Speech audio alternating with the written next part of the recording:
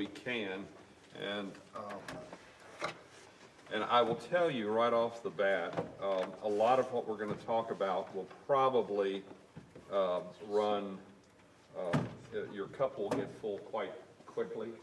And some of this is you just need to come and look at it and absorb it. What I'll try to do is give you an overview. I'll try to explain some of the things from an acoustics of the room, some things that you get into, what the board can do and can't do. The system is basically set up, you've got a mixer here, but up underneath the drum kit, there is a processor and amplifiers that go up to the speakers. And so what we've tried to do is, in that processor, we've tried to match the speakers to the acoustics of this room. And the reason we do that is this room has certain characteristics about it because of the wood ceiling, the concrete walls, and so forth, that certain frequencies will sound louder or react. It's called sympathetic harmonics, which means that there's certain sounds that will react to this room differently than any other room. So there are going to be certain things that you can't fix. Sound systems are not going to fix the building. What we did try to do, though, is provide the kind of equipment that would be as compatible with it, would be probably the best word. And then we try to tweak out those things that tend to be a problem. Now, there are going to be certain things, and I'm going to give you an overview, and then we'll talk about specifics, because the real key is understanding what you can and can't do. Things such as you will create feedback is an issue that you probably constantly will fight if someone has a microphone and either doesn't know how to use it or it's in the wrong place. There are two things that make a microphone feedback, and feedback's that squeal. There is a volume that comes from my mouth to the microphone, and there's a volume that comes out of the speaker that bounces around the room that also hits that microphone.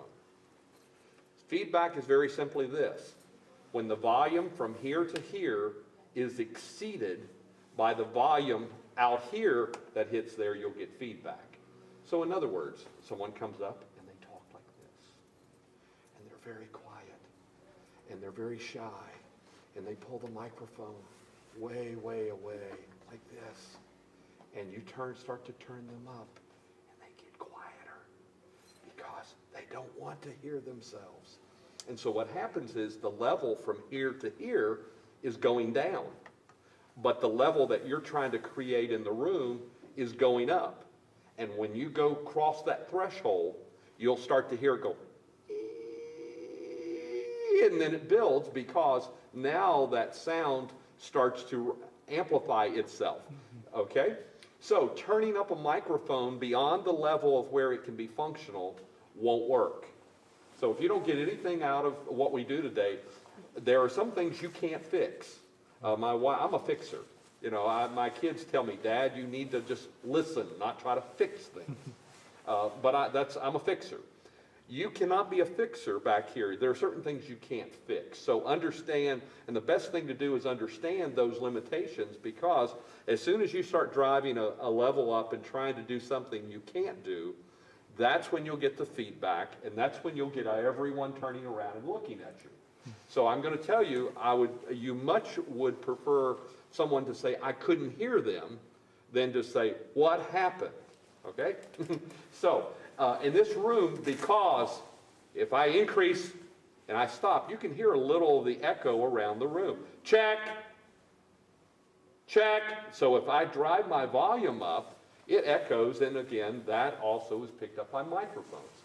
Microphones do not know if the sound is coming from a mouth or from the drums or bouncing around the room.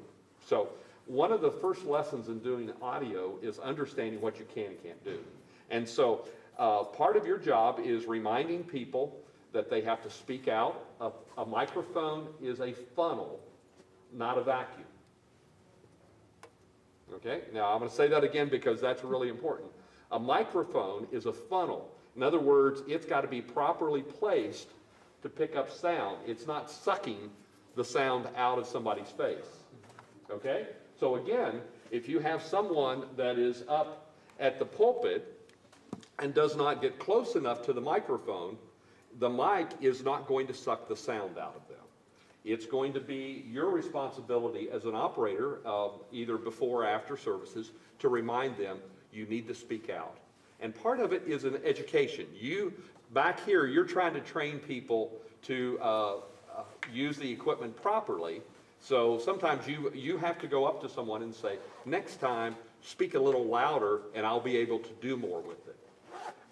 So that's going to be part of your job, is reminding people what they have to give you so you can in turn do your job.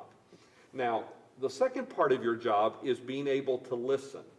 It's great to know which knob to move, but if you have to be a hearer, you have to hear what's going on. I can take a musician and I can take a technician, and I'll make a better sound person out of the musician than I can the technician, okay? Because someone back here, you have to hear. You have to hear when that ring starts, when it's too loud or too, it starts to rumble. You get a low end rumble and so forth. And those are all created by what goes on in the EQ. And we'll talk about that in a minute. But I want you to understand what your job is basically as part, and I'm a believer. I was on staff, I've been doing this a long time. I've been a minister of music, I've been a senior pastor, I've been a technical director. I was a technical director up at Christ Church in Mason, and worked with 48 volunteers every Sunday. And so, but I believe that this is as critical ministry as any other part of what's going on up there. So your job back here, although you don't want anybody to see you, you are a critical part of what goes on. And so it's very important for you to understand your ministry participation is you're really the person that pulls it all together, so that the people that are come to worship and hear the word and to be a part of the community of Jesus Christ, they understand and they can hear. So